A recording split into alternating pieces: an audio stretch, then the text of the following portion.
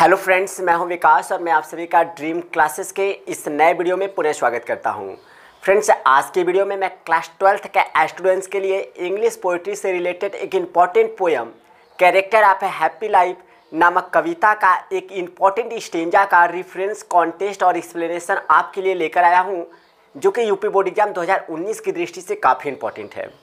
Friends, आप इस video को शुरू से लास्ट तक कम्प्लीटली वॉच कीजिएगा और प्रयास कीजिएगा कि आप इस कॉन्टेस्ट और इस एक्सप्लेनेशन को अच्छी तरह से माइंड कर लीजिएगा, क्योंकि फ्रेंड्स यह काफ़ी इंपॉर्टेंट स्टेंजा है और यह आपके एग्जाम में आने की पूरी संभावना है।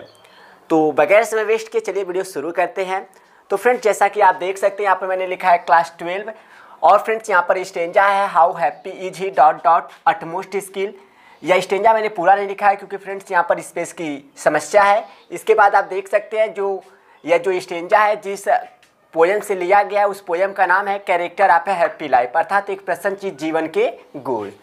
तो चलिए इसका रेफरेंस हम लोग देखते हैं। तो फ्रेंड्स, रेफरेंस को हिंदी में हम लोग संदर्भ कहते हैं। रेफरेंस कई प्रकार से लिखा जाता है, कई तरह से।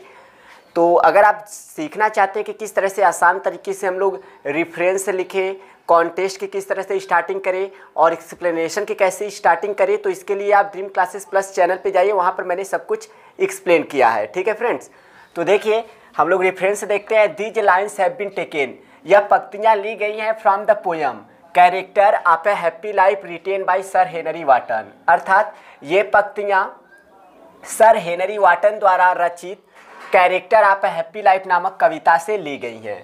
फ्रेंड्स, आप रिटेन की जगह कंपोस्ट भी लिख देंगे, कोई भी प्रॉब्लम नहीं है। अब यहाँ आप कॉन्टेक्स्ट देखते हैं। कॉन्टेक्स्ट को हिंदी में हम लोग प्रसंग कहते हैं। तो इन दीज लाइन्स, इन पंक्तियों में द पोएट डिस्क्राइब, वह कवि डिस्क्राइब वर्णन करता है the quality of life of the real happy man. तो देख सकते हैं in these lines the poet describe the qualities of the life of the real happy man, अर्थात इन पंक्तियों में कवि वास्तव में प्रसन्नचित्त व्यक्ति के जीवन के गुणों का वर्णन करता है। फ्रेंड्स, एक चीज़ मैं आपको और बता देना चाहता हूँ, character of a happy life नामक कविता से आपको कोई भी स्टेंजा मिले, आप उसका कॉन्टेस्ट सेम ऐसे ही लिख सकते हैं। किसी भी कोई भी स्टेंजा हो आपका character of a happy life नामक कविता का, आप हर के लिए यह कॉन्टेस्ट लिख सकते हैं, कोई प्रॉब्लम नहीं है। चलिए अब बढ़ते एक्सप्लेनेशन की तरफ, जिसे हम हिंदी में कहते हैं व्याख्या या भावार्थ। द पोएट सेज दैट, कवि कहता है दैट की अ रियल हैप्पी मैन, एक प्रसन्नचित्त व्यक्ति, वास्तव में एक प्रसन्नचित्त व्यक्ति, इज मतलब है या होता है, डिपेंड मतलब आश्रित, ऑन अदर मतलब दूसरों पर। The poet says that a real happy man is not depend on others, यानी कवि कहता है कि वास्तव में एक प्रसन्नचित्त व्यक्ति दूसरों पर आश्रित नहीं होता है। He doesn't work according to the will of others. He doesn't work, वह कार्य नहीं करता है according to the will of others, दूसरों के विल के अनुसार, यानी वह दूसरों के इच्छा के अनुसार कार्य नहीं करता है। फर्दर, और आगे। फ्रेंड्स, ये काफ़ी इंपॉर्टेंट वर्ड है, आप इसे पैसेज के एक्सप्लेनेशन में यूज कर सकते हैं और स्ट्रेंजा के एक्सप्लेनेशन में भी यूज कर सकते हैं। फर्दर मतलब और आगे। द पोएट सेज, वह कवि कहता है दैट की अ हैप्पी मैन इज फ्री, एक प्रसन्नचित्त व्यक्ति स्वतंत्र होता है। इज एम आर, ये सब बी वर्ब है फ्रेंड्स, होना अर्थ देते हैं। टू डू मतलब करने को। वाट ही थिंक्स प्रॉपर, जिसे वह उचित समझता है या सोचता है। फिर से देख लेते हैं। Further the poet says that a happy man is free to do what he thinks proper, यानी और आगे कवि कहता है कि एक प्रसन्नचित्त व्यक्ति इज फ्री, स्वतंत्र होता है, टू डू मतलब करने को, वाट ही थिंक्स प्रॉपर, यानी जिस चीज़ को वह उचित समझता है। यानी और आगे कवि कहता है कि एक स्वतंत्र व्यक्ति जिस चीज़ को वह उचित समझता है उसे करने के लिए वह स्वतंत्र होता है। He is not slave to anyone, वह किसी का दास नहीं होता है। ही डजंट नीड, उसे आवश्यकता नहीं होती है, एनी वीपन, किसी भी विपन की, उसे किसी भी औजार की आवश्यकता नहीं होती है, किसी भी हथियार की आवश्यकता नहीं होती है, टू प्रोटेक्ट हिमसेल्फ, अपने आप की रक्षा करने के लिए। He doesn't need any weapon to protect himself, अर्थात उसे अपने आप की रक्षा करने के लिए किसी औजार या हथियार की आवश्यकता नहीं होती है।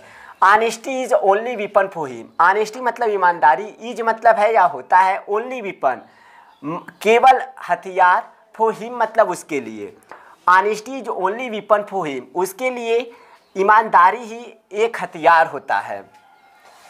He believes in simple truth of life, वह जीवन की साधारण सच्चाई में विश्वास रखता है।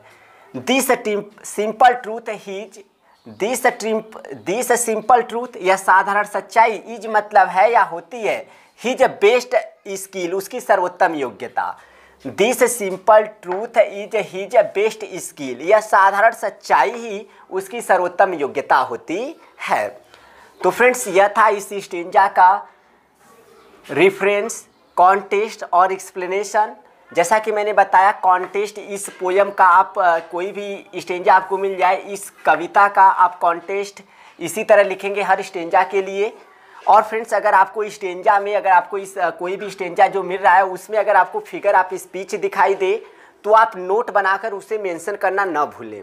जैसा कि फ्रेंड्स, इस स्टेंजा में मेटाफोर फिगर ऑफ स्पीच का प्रयोग है, तो यहाँ पर नोट बनाकर मैंने लिखा है। आप भी अगर आपको स्टेंजा में फिगर ऑफ स्पीच दिखाई दे, अगर उस पर प्रयोग हुआ हो तो उसे नोट बनाकर जरूर लिखें, क्योंकि फ्रेंड्स ये काफ़ी अच्छा आपका काफ़ी अच्छा इफेक्ट डालता है एग्जामिनर पर, और एग्जामिनर काफ़ी अट्रैक्ट होता है आपसे। तो देख सकते हैं यहाँ पर नोट बनाकर मैंने लिखा है, जो कि इस स्टेंजा में जो फिगर ऑफ स्पीच प्रयोग हुआ है वहाँ उसका मैंने यहाँ पर नाम मेंशन किया है, जिस लाइन में वह उल्लेखित किया गया है। तो आप भी नोट बनाकर जरूर मेंशन कीजिएगा, इससे आपके लिए काफ़ी अच्छा होगा। तो देखिए फ्रेंड्स, यहाँ पर नोट बनाकर मैंने लिखा है, इस तरह से आप भी स्टार्टिंग कीजिएगा। There is a beautiful use of metaphor, यानी मेटाफोर का काफ़ी सुंदर प्रयोग किया गया है इन द लाइन, इस पंक्ति में। Whose armour is his honest thought, अर्थात जिसका कवच ही उसका ईमानदारी का विचार, यानी जिसके ईमानदारी का विचार उसका सुरक्षा कवच होता है, यानी उसका ईमानदारी का विचार ही उसके सुरक्षा कवच के समान है। तो देख सकते हैं कि यह मेटाफोर है। आप अगर फिगर ऑफ स्पीच नहीं जानते या फिर फिगर ऑफ स्पीच के बारे में अच्छी तरह जानकारी नहीं है तो मेरा फिगर्स ऑफ स्पीच के बारे में वीडियो वॉच कर लीजिए, आप अच्छी तरह से लर्न कर लेंगे। तो फ्रेंड्स, यह हो गया there is a beautiful use of metaphor in the line whose armour is his honest thought, यानी whose armour is his honest thought. इस पंक्ति में मेटाफोर अर्थात रूपक अलंकार का सुंदर प्रयोग किया गया है। तो फ्रेंड्स, यह था इस character of a happy life नामक कविता के एक इम्पॉर्टेंट स्टेंजा का रेफरेंस, कॉन्टेस्ट और एक्सप्लेनेशन। उम्मीद करता हूँ फ्रेंड्स आप अच्छी तरह से समझ गए होंगे। प्लीज़ आप इसे अच्छी तरह से माइंड कर लीजिएगा, क्योंकि यह काफ़ी इम्पॉर्टेंट स्टेंजा है फ्रेंड्स। तो मिलते हैं नेक्स्ट वीडियो में। आई होप आपको वीडियो अच्छा लगा होगा। अगर वीडियो अच्छा लगा तो प्लीज़ लाइक कीजिएगा और अपने फ्रेंड्स के साथ शेयर करना ना भूलिएगा। तो मिलते हैं नेक्स्ट वीडियो में, तब तक के लिए thank you so much for watching this video.